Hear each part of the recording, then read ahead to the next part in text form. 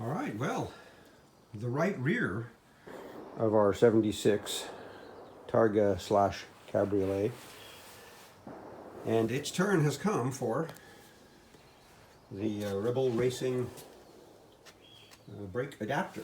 This is a caliper, 4-piston Brembo from a 2006-ish Boxter S, which the kit is made for. Similarly, the 996 standard brakes will work with this kit.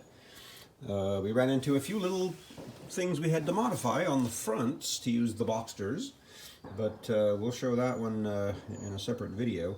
And I know, you may end up watching these in all kinds of orders, so let me try to explain a bit about what we're doing here. One of the things about having a classic car, and there's a lot of things, this sort of work you can't just take to a Les Schwab, because guys are not going to want to install completely different parts and kits as we are prone to doing to upgrade our old cars. This is just about 50 years old, this Porsche 911. And you go to a modern shop or a corporate place and say, so I've got these brakes from a 2008 and there's a kit that this company makes. They're going to say, yeah, see that guy over there? That's our lawyer. We can't do that kind of work. And so for us that own them, many times if we want to do these sorts of upgrades, reasonably, we have to do them ourselves. Rebel Racing is an interesting place. They, in my experience and everything I've read on the forums, tremendously fine quality parts. No one else makes a lot of these things. No one has thought of these solutions. But if you're like me at all, it's hard to get a hold of those guys, or is it just one person? He does an amazing job. I've only dealt with Clint. But there can be delays, and you can go a week or 3 without being able to reach anyone. And so this is something, if you're thinking about doing this modification, this is great information. Also, when we're looking at these kits and we see these parts for sale at various places, as we know, you go, gosh, what does that take exactly? What am I going to run into? Is this kit going to be absolutely complete? Is that rotor going to line up the same way? And you think about, well, you just bolt on bigger parts. But there's so much engineering, and when you're adapting later parts, you run into all sorts of little issues, and they've thought of almost everything. And the two little issues I've run into are easy to explain by, a change of supplier from the original spec throws something off. A slightly different machining operation, a slightly different radius, very minor things, and I'll show you how to overcome what we ran into here. So to start this other side, off comes the wheel. The way I wanted to do this is I used jack stands on the caps over the rear torsion bars. And this is a pretty light car, and I'm being very gentle. All right, so off with the wheel spacers. A little cleaning up, a little compressed air to blow away some dust, and a little of our sometimes best friend over here to loosen little things up. I'm just going to slip off the hub there. And the only other place here is the metal line going from the backside of the stock caliper. And wow, that's an interesting clearance down there, as we found on the other side. But that line is made, apparently, to allow a wrench. Really, most of the disassembly is the 2 caliper bolts, which I've got my little 3/8 breaker bar on the bottom one, using a 6.75. I couldn't find my 19 millimeter. I think it's downstairs. And then over here, I've got a 7/16. The fitting is an 11 millimeter at there. So when that's undone, it's going to start leaking. So I'm going to go get a drip pan. The metal line and the caliper will come off together by removing the 2 bolts. Now, one thing to mention, these rotors are worn a little bit, and there's a little bit of a ridge there. But if you just work it over and wobble it gently, the pads will compress enough to creep over that little ridge there if you have one. That's really the main disassembly. Once the caliper has been removed, these 2 little screws here, you can just wobble this loose with a couple of hammer taps, the whole rotor comes off, leaves the parking brake assembly inside. We'll show that in a minute. All right, so here we can see all of the removed items, the caliper with the hard line, the hardware down here, the tools it took, and over here the removed rotor compared to the replacement rotor. At first I thought I could keep this dust shield, maybe with some slight modifications for the little bit. This is only about a ½ an inch larger diameter than the one that came off.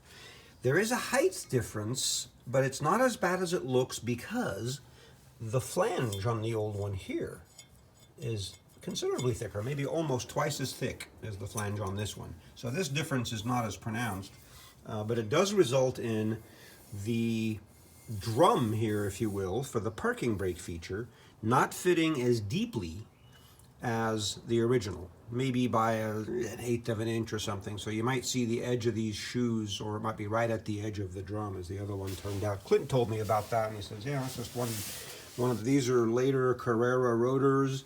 And of course we saw that this is the 2001 to 12-ish Boxter S rear caliper setup. And that's what we're adapting here. So this does have to come off, and the reason why, it's not so much about clearance here as it is here. The way these adapter brackets have to work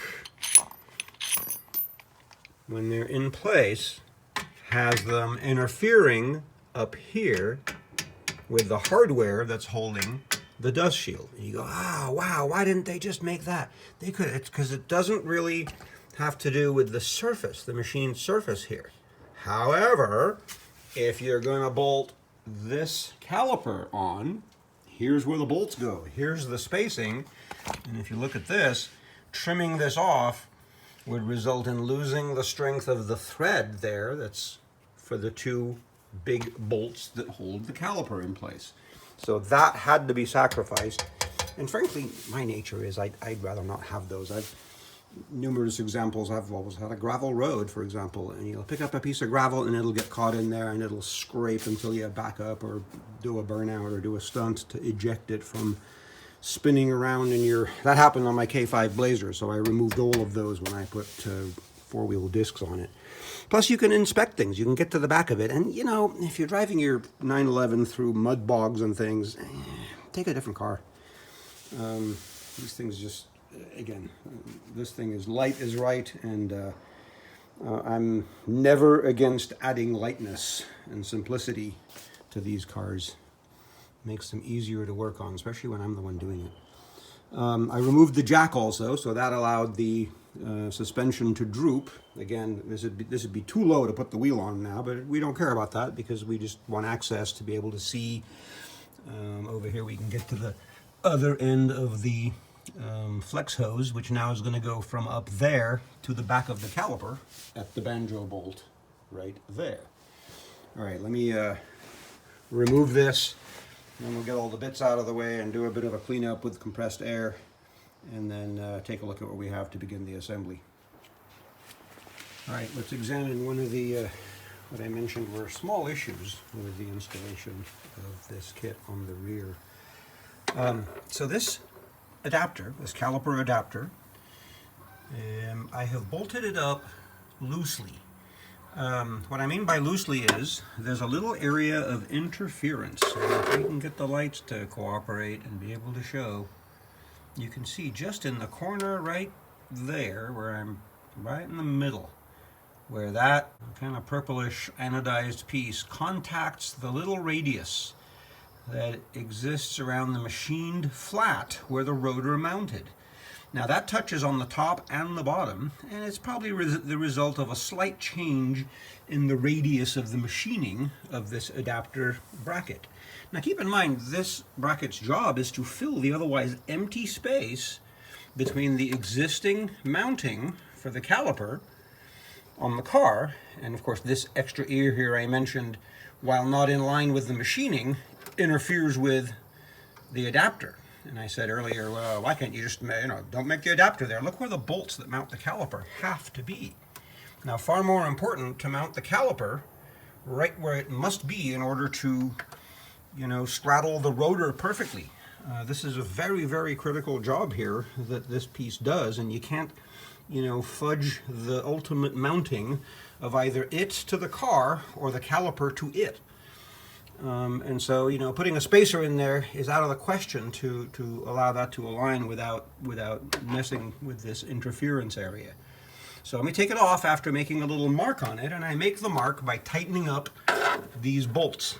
If you tighten them up just a bit, you'll make a distinct mark on that bracket, as we'll show once I've done that. I just lightly hand tight, you know, well, a little bit beyond the hand tight.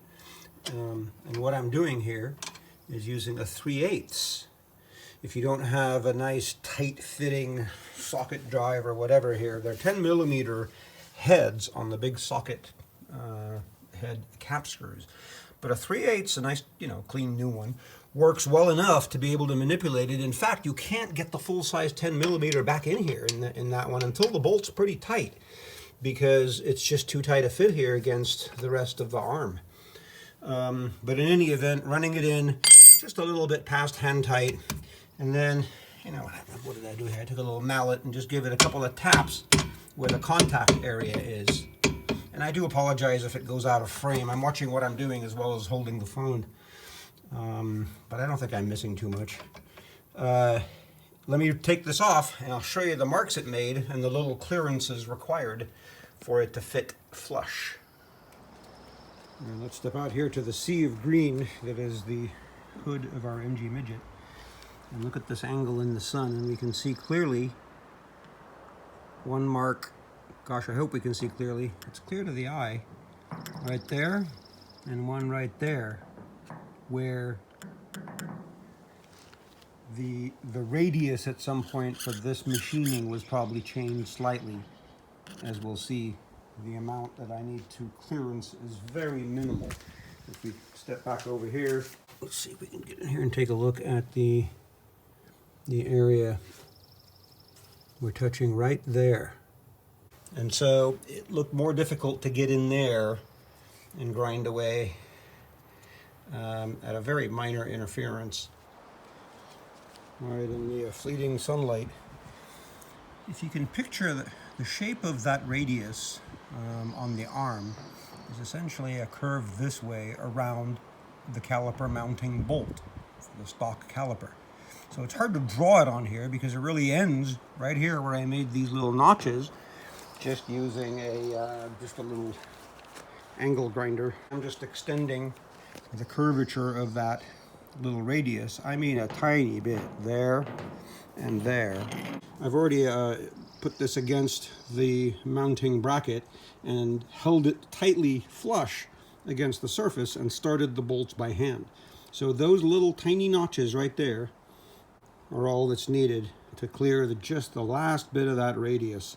Now I'll take a round file and just kind of make these look uniform and give them a little tiny bit more room, because you're not going to lose anything by giving it incrementally more room to make sure there's just no shoulder interference that could hold this bracket at the wrong angle or position. The other thing about it is it may loosen up in time if you just crank it down. It may feel tight, but as that wears in and makes its own clearance, the bolts could loosen up, and you do not want those caliper bolts loosening up. All right, so I went ahead, cleaned up the little notches that I made in the bracket, and you'll know if you have it by, you know, holding it flush against the machine surface. I put these all the way in by hand here to the point of needing the wrench to tighten them up. And so we can see how that's positioned and how it looks. All right, I could not fit any kind of socket or even the longer 10mm here that I have in my custom driver here. So I found a shorter Allen wrench there, and using my extension just enough and clearing all of these hoses up here. The size of this hardware indicates about 40-45 foot-pounds. We're just going to have to estimate it here because of the lack of fit of anything. Remember I said that even to get it to this point, I had to use a 3/8. Allen wrench right there with a loose fit to get it, you know, hand tight, not enough to do any damage prying on it, but this is a 10 that fits very nicely, and I'm using an extension to add some torque, and we'll try to achieve a kind of a by feel 40 or so foot-pounds, the size of that hardware and the thread pitch and going into aluminum. You know, I'd say 35 to 40 would be okay, just my guess there. All right, and here's the view of the rotor installed onto the hub, in this case held on by our wheel adapter that I earlier called a wheel spacer. These are the bolt-on adapters. And the reason I mentioned that is because the two little screws that held the original rotor and drum kind of onto the hub there, none of the holes lined up. So no matter, we're using the wheel adapter to hold everything in place, and that centers the rotor on the installed caliper. I've just started these bolts and got one tight to kind of hold it in position, and you can really note how well centered it is. These lugs that act as part of the way that the pads are held in place and wear properly to keep the caliper centered. They clear by less than 1/10 of an inch, and we've got good clearance all around. I don't have the pads installed yet. I wanted to see how all this lined up and held in place. All right, as I showed with the fronts, the cars of this era came with a sensor that has a little mechanism here for wearing through once the pad reaches the end of its useful life and tripping a light on the dash. Now, that replaces, for the earlier car folks like myself, the prong of sheet metal that drags on the rotor, a prong of sheet metal attached to the almost worn out brake pad. And when it gets down to the rotor, why, it makes a heck of a noise, and it tells you and everyone else who sees your car drive by that, hey, dummy, you need brakes. And so those days are gone. Now it's just a little light on the dash along with a million other little lights on the dash. But this is an analog old car, and I've heard that term. I didn't coin it, but other people have said analog car, and my old Cooper S was an analog car. That thing was as mechanical as you could get. And, you know, same kind of thing here. I'm probably never going to install the warning light on the dash that talks to these wires, and so blink. And then once that wire is removed, you know, the beauty of these Porsche bits, Brembo bits, thank you very much. Here's all the tools you need to install the brake pads. I mentioned that these pistons are not the same size, and so there's an order. These came with the calipers on our low mileage Boxter S, and so I'm just going to use them. They're probably maybe 25% worn, and there's a lot to test here, and so it's an easy enough matter to reach in and swap these. And dare we say finally, but right there we can see the spring pin and the little E-clip type pin that locates the brake pads. The thing turns by hand with the brake pads rubbing lightly on the rotor as they should. So I explained the same thing for the front. The banjo bolts and the copper crush washers were supplied with the hose kits. And the hose kits were the same front and rear. And so what I did here, I did not trust that that we had enough threads in the calipers with the supplied very, very thin washers. So I went and got some much thicker washers from my local auto parts and turned this bolt down a couple of threads. It's hard to tell, but I hand ground that on just a bench grinder at a 45-degree angle, took off a couple threads and then shortened it a bit, because you do not want the feeling of it being tight to be a result of the threads of the bolt bottoming out in the caliper. You need to crush those washers to get a good seal, and here we've made absolutely sure. The replacement hose does not fit into that existing frame bracket there that locates the metal line. We can see I've trimmed away the excess zip tie, and we can see the metal line there that I gently sort of bent upward to give the flex hose that upward orientation. All right, so I have raised the suspension up to the point of this jack just being lightly unloaded. All right, so in this orientation, right about here, you can see there's plenty of room at the top.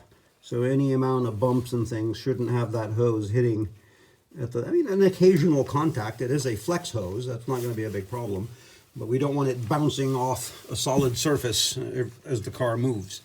But that should give us plenty of room for wheel travel, suspension action, and at the same time it's high up enough and oriented such that it should never droop enough to reach that axle. I'm not going to tie it up at the top there, because if you jack the car, you're going to put it in an awkward position of being pulled and possibly kinked. So I'm just going to keep a close eye on it here.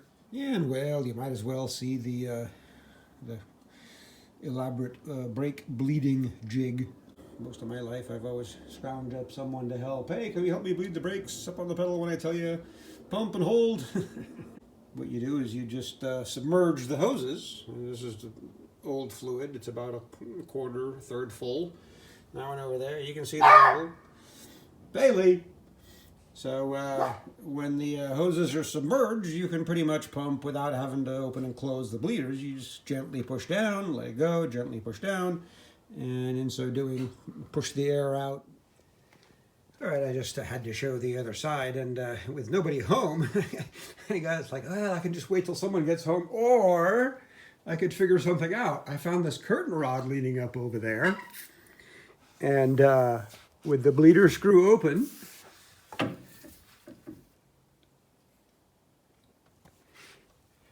we can see what we're doing. Look at this. You can see that I've pretty much got all of the air out of it already.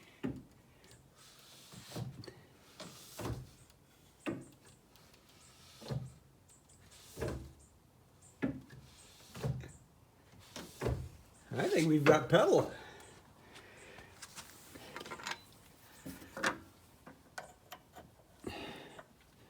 The 11mm. Look at that. We've got a couple of things about this installation to note.